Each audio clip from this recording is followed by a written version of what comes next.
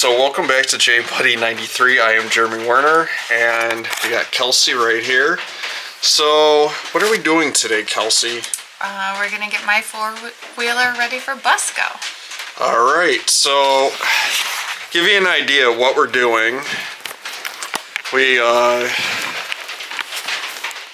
Unfortunately, we're not taking Ducky, and so we're gonna use her tires on Kelsey's 700 XMR.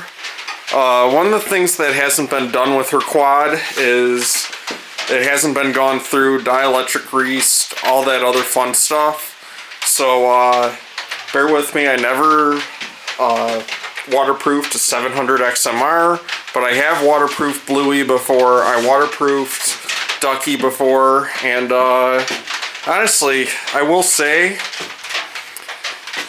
I showed this 1000R XMR before, but golly, I'm really admiring that smooth shifting gearbox. And so far yesterday we kind of took this apart a little bit, but anyhow, let's get started. Alright, so we're starting off with the pod. Really simple, you just pop these two little nuts here. You're pushing that there. You just lift up.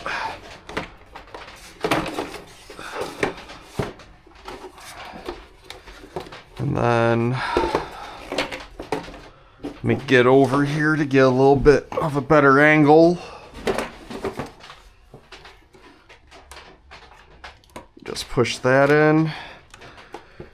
Squeeze. Wait. Okay, maybe I should have left this unplugged yesterday.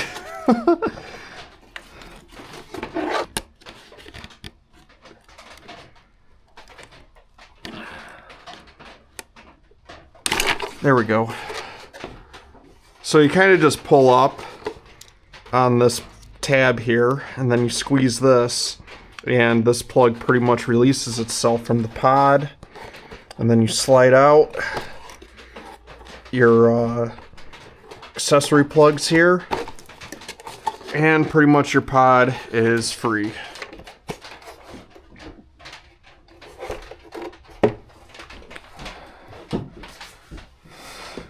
It's just like Bluey.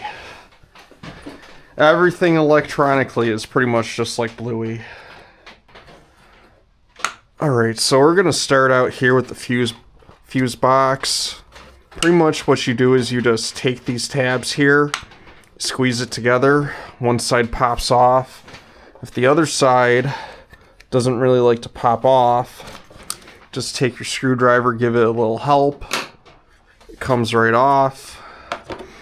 So, to give you an idea here, what you're going to dielectric grease in the fuse box, you are pretty much just going to dielectric grease the gasket that goes around it. That way water doesn't actually intrude on the fuses themselves, and then all of a sudden you don't have any power going to the machine. And it's kind of bad. I realized I have no paper towels in here, but just take your finger and you pretty much just wipe the dielectric grease very neatly around the gasket. Now, if you got a Honda, I understand why some of y'all just wipe it all over your fuses and everything else. Supposedly they don't seal them right on the Hondas, but hey, I get why you guys do it.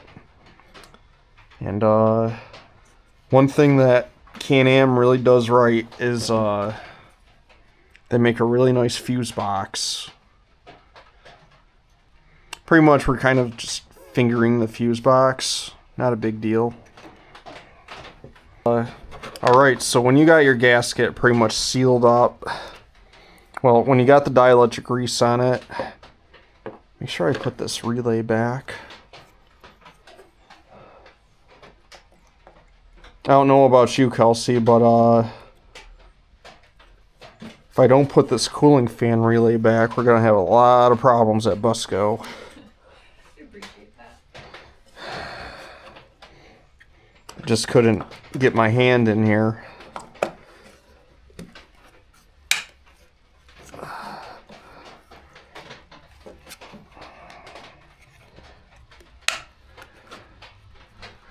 There we go. Alright, so we got these tower of plugs here. We have 1, 2, 3, 4 plugs here. Pretty much for these white plugs here, you want to pinch down and unplug. And I can pretty much see, I mean, if I wanted to, I could get in there and dielectric grease the inside of it. But I think what I'm going to do is, just to make my life a little bit easier, is I'm going to take some dielectric grease and just go around the edge of it. If I go around the edge of it, when you plug it in, it'll still actually get into the rubber and it'll still create a nice seal. Alright, so to get to this plug here, pretty much you just slide it off the tower of plugs. I'm actually going to call this now the tower of plugs because it's just way easier for me to remember. Grab our little baby screwdriver here.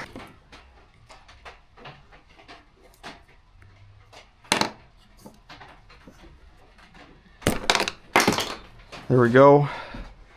Came out.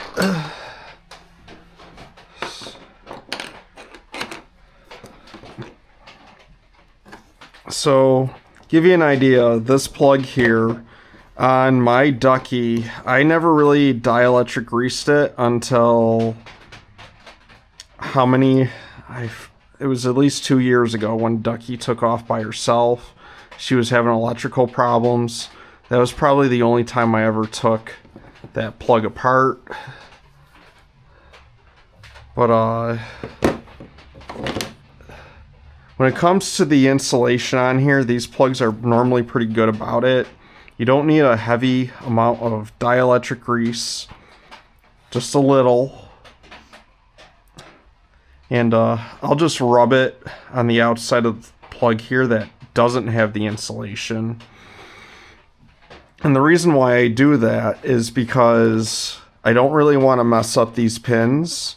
When you mess up these pins, you're going to have a tough time trying to start up your electrical system. And on top of that too, if you get this dielectric grease in the wrong place, the quad won't start. That's why too I recommend every time that you actually do this job, make sure that you actually have power flowing through the plug. And then you shut off the machine. Alright, so to pretty much get this plug undone here on the bottom, pretty much just squeeze that.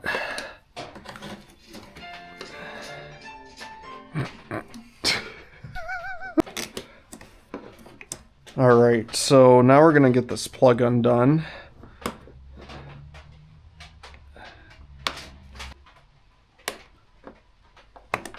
There we go.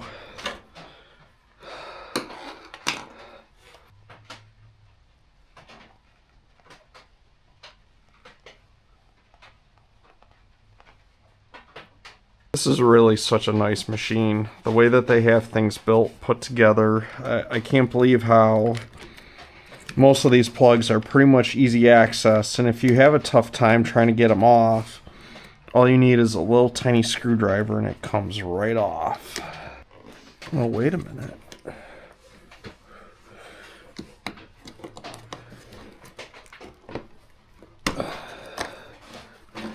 There we go.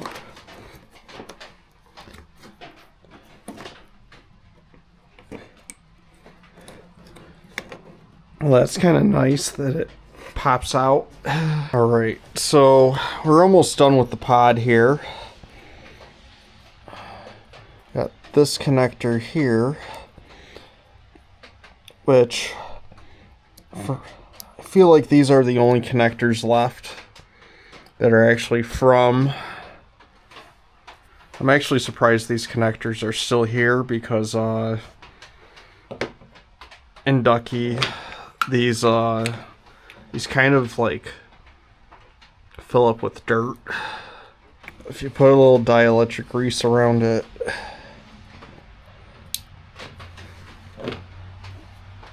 pretty much cleans itself up. Then we got this plug here.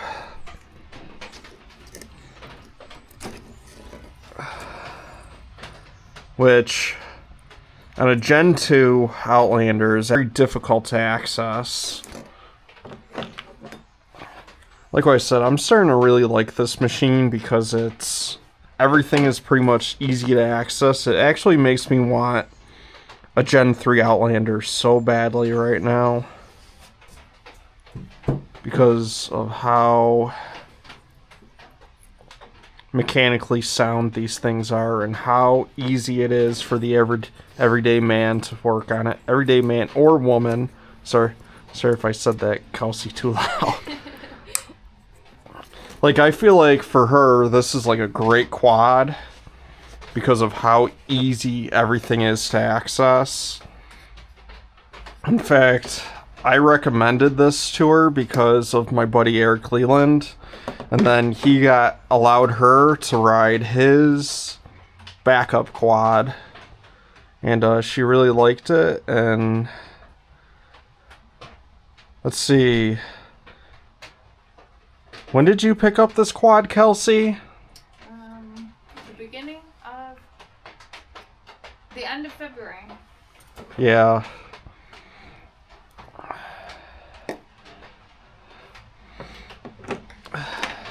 How much do you like it so far? It's been great.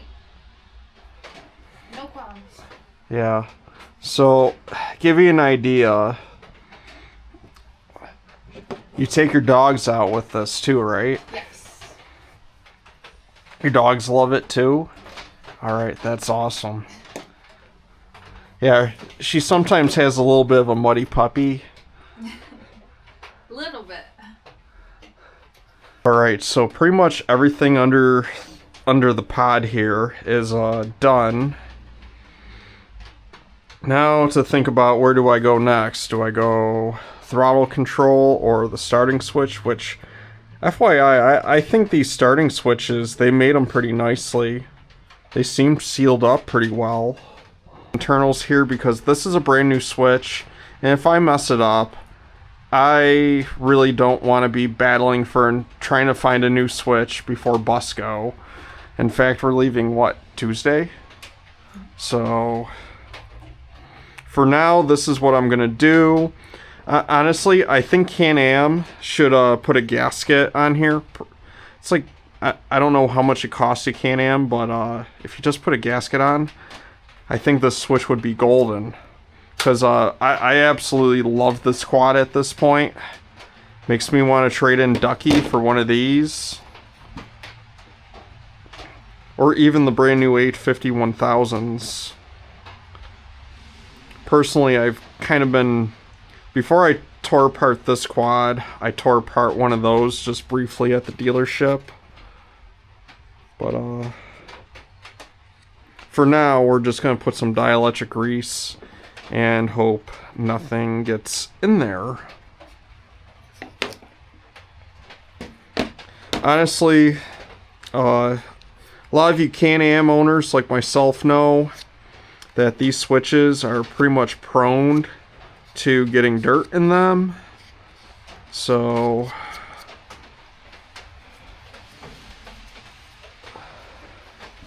yeah, it's really not that hard to remove either of these new switches. It's pretty much 2 screws and it's out. One thing I will admit too is I like how you have easy access to the fuel pump. So if you ever have an issue, all you do is you just remove that plate, everything comes out. Alright, so one thing I like to do, these electronic throttle switches here, they're great switches. They're pretty good at keeping most of the dirt out of there. I like to actually take this apart, so give you an idea. got a screw here, a screw here, and then you got one right where my finger is. So I'm gonna undo that, and then when we come back, I'll show you what to undo, because one issue that I actually have had on Bluey is the diff lock coming on automatically while I'm skimming. So I'll show you how to fix that issue. I haven't really tested it to see if it actually fixes the issue, but if it helps someone out there, it would be a huge help for someone else. So anyhow, I'll undo this, and when we come back, I'll show you exactly what I'm doing. Alright, so you really want to find a good Phillips screwdriver to get at this four-wheel drive switch. You want to be really careful too when pulling this apart that you don't strip the thing out, because when you do, you're gonna end up buying a $200 switch. Actually, it's $240 on Can-Am Parts Guy. And then also to be very careful with that tiny screwdriver, or not screwdriver, screw. And let's place that in there. And then you just very gently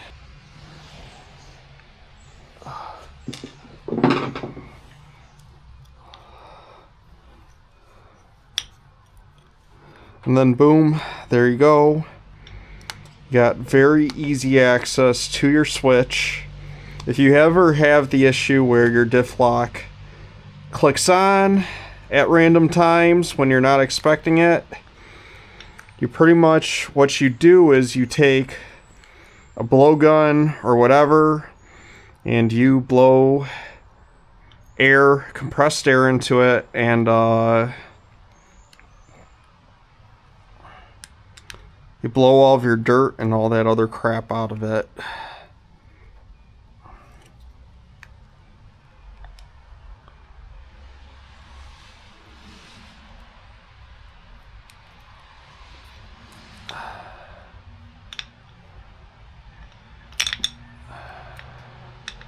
So what we're going to do here is we're pretty much just going to take some dielectric grease, go around where the gasket actually sits, and pretty much that'll seal up your four-wheel drive switch. If you can, in the comments, please let me know down below if you have actually done this and has it worked for you. For now, I'm actually trying this before I decide, okay, I'm going to silicone Blueys. But for now, we're just going to take some dielectric grease and seal it up. So pretty much, when you put it together, you just slide it on top, that little rubber boot, once you get your dielectric grease in there. There's always going to be one side that's a little bit trickier than the other.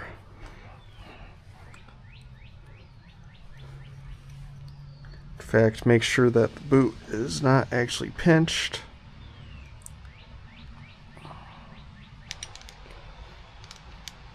Not too. So there's a metal plate here that I realized kind of acts as a part of the gasket. So they might have actually improved this a little bit off of what they have previously done. Because on Bluey, I didn't really have to loosen that up, because there's this plate here that holds into all the electronic components in the switch. You really don't want to undo it all the way, because when you do undo it all the way, it'll be a pain in the butt to try to reline up the contacts.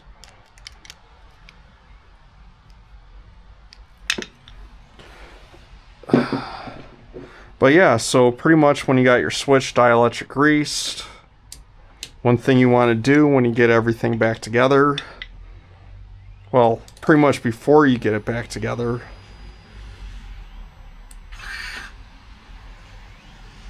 make sure everything actually works.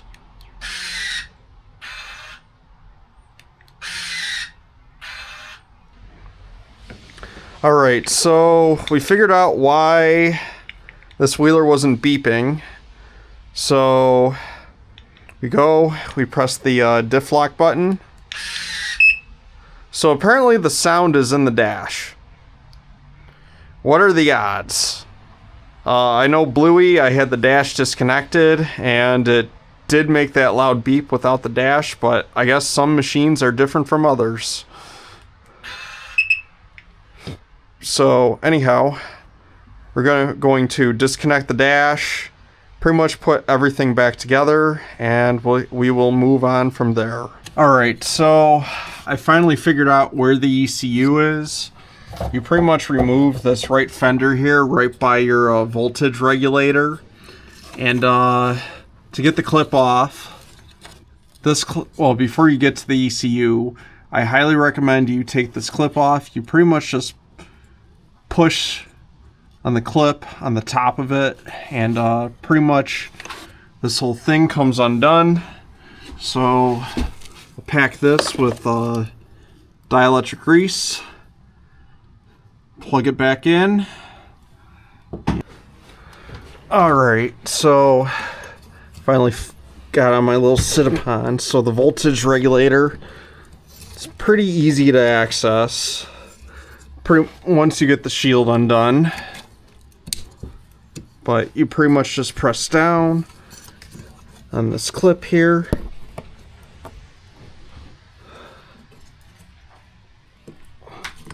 There we go. Press down on the clip.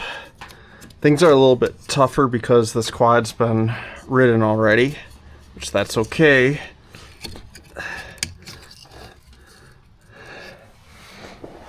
But yeah, that's pretty much how that clip comes undone. Same goes with the other side. To dielectric grease them, it's pretty much the same way. Just put on the insulation. And once we're done with this, then I'll show you pretty much how the ECU plugs pretty much come undone. Alright, so to get access to your ECU, you pretty much flip it up. It pops up.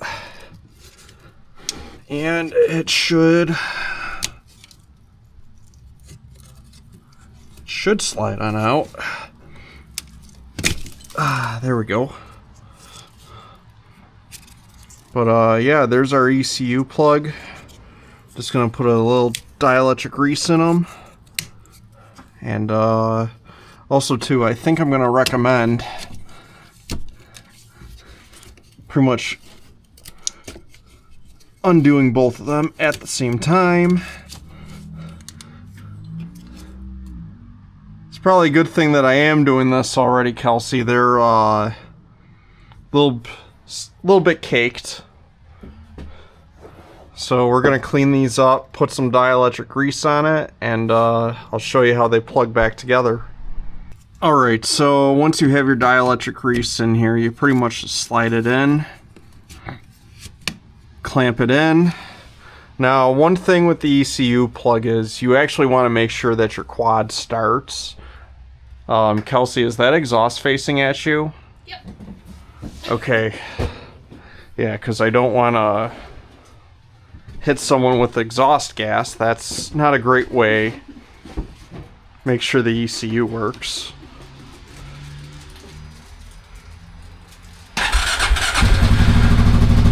There you go. You really want to make sure that the quad starts, runs up a little bit once you undo those plugs, which in this case it does. And you can pretty much go on to the rest of the quad.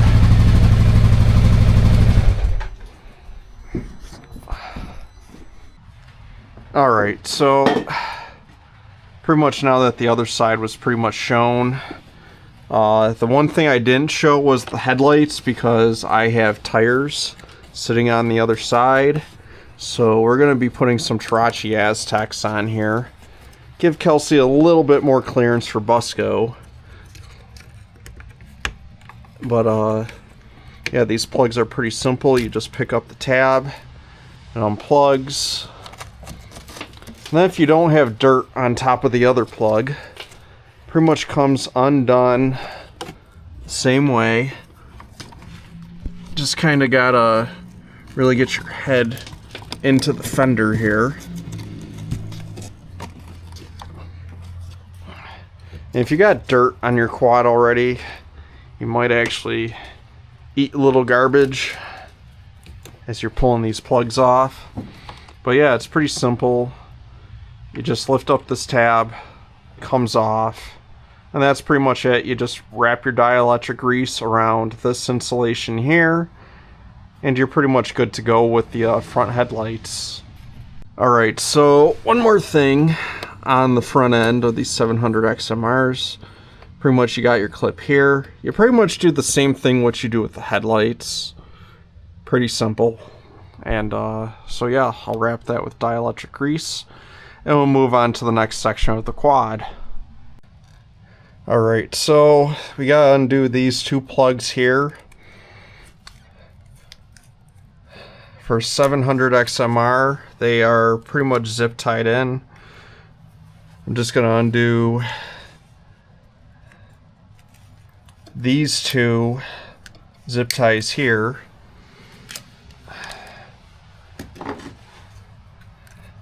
So then we actually have access to the plug. We're gonna pull that rubber boot back, and boom, there we go, easy access. And I forgot to bring my dielectric grease over here. Just pull up on that plug, slides on out. Alright, so I forgot to mention this plug before, but you got a plug for your rear brake reservoir. It's a pretty simple plug. Have a little, you just push that in. Pretty much just push the tab in. She just comes on out. Okay, so one thing that's really nice about these 700 XMRs is that you actually have full access to this plug here. On the 850 Ducky and Bluey, it's pretty much a pain in the butt to actually get into. So if you swamp it, if you swamp this machine, it's pretty much easy to get to. Right now we got a little dirt in here. Alright, so we got the plug off. They hardly put any dielectric grease from the factory in this one. Which, it makes sense now why they pretty much made it so you can't really just take the plug off.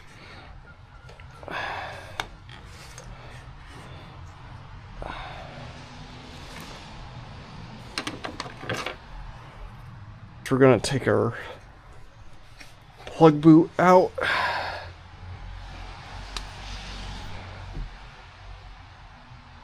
So yeah, we're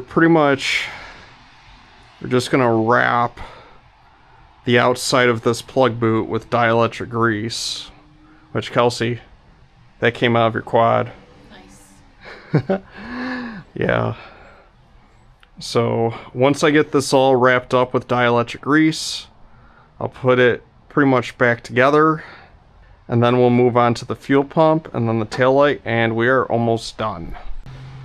Alright, so we got our coil. This is actually a coil on plug, which personally I think it's better. It sends a signal to the spark plug way clearer than anything else. So pretty much you have this boot, and then you look down in here, you have your spark plug. Pretty much you just take it,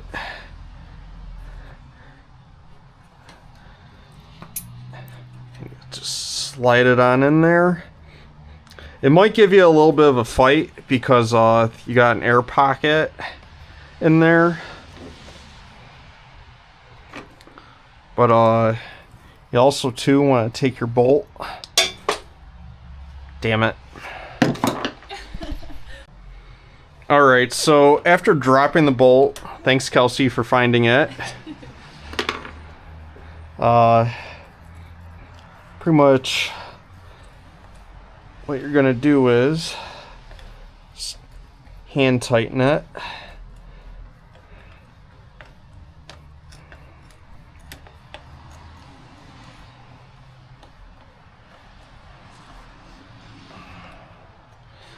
And the reason why you hand tighten it first before you actually pretty much tighten things is so then when you put in your other bolt,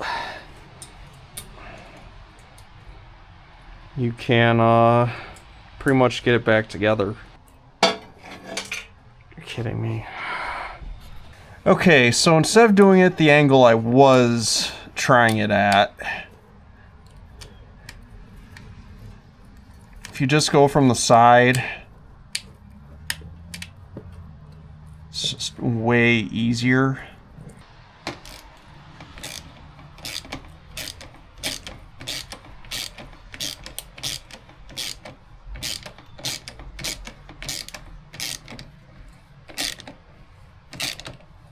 Get snug. All right. 2 more spots, Kelsey, and then we go to lunch, right? No, it feels like the Jeremy show, or Jay Muddy show. But thank you for finding that bolt. Anytime. But this here should actually give us access to the fuel pump. And I think this is pretty much the last thing we want to actually die on us right now. But it's a new machine, so it shouldn't die out on us.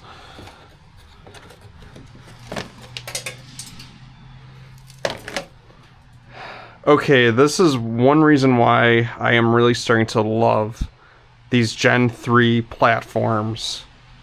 Because with the Gen 2s, you gotta remove the entire right side fender just to get access to your fuel pump. This, you're pretty much right here. Alright, so I got the plug off, so what I had to do was kind of see how they got this little pedestal here, so I gently picked up on it and I pushed it off, but I didn't do it with the screwdriver. I used the screwdriver to pry up.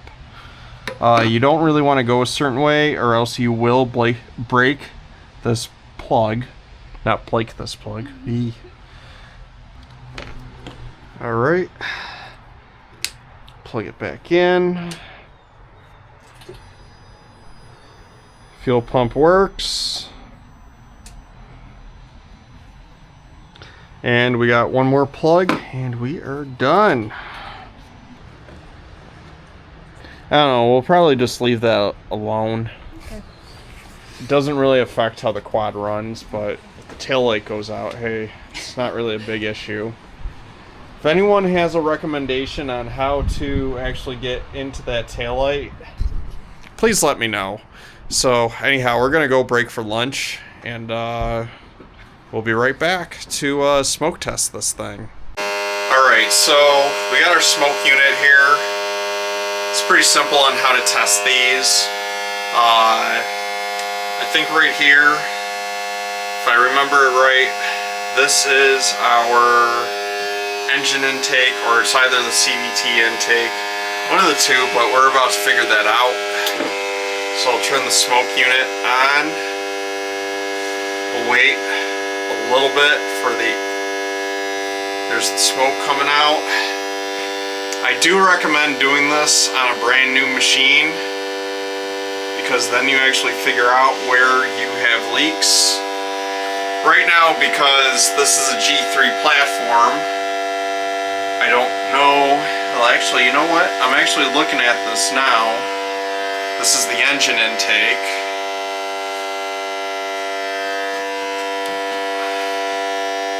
So I don't really see any leaks.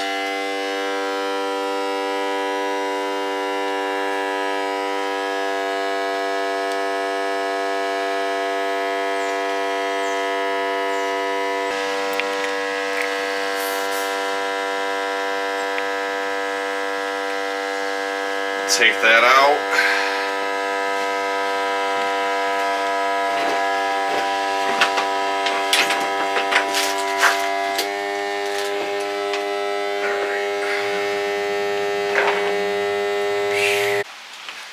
Alright, so now we're going to test the CVT intake, which it's really freaking nice how they set up these machines. I really don't know how to plug up this end, but we're about to figure out where we have any leaks. So shoot, I just realized I should probably undo this cover.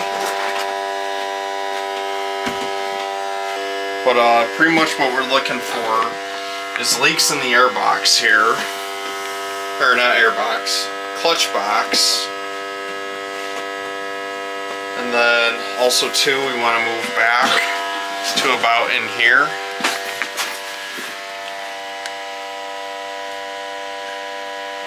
But I really don't see any tiny leaks going in through here at all. Seems pretty solid. Well, I forgot to record an outro for this video, so if you do find this video helpful, please like and subscribe. I would greatly appreciate it. The next video should be the mud bash video. Currently in the process of editing that, so if you can, hit that like and subscribe. Stay tuned for the next video.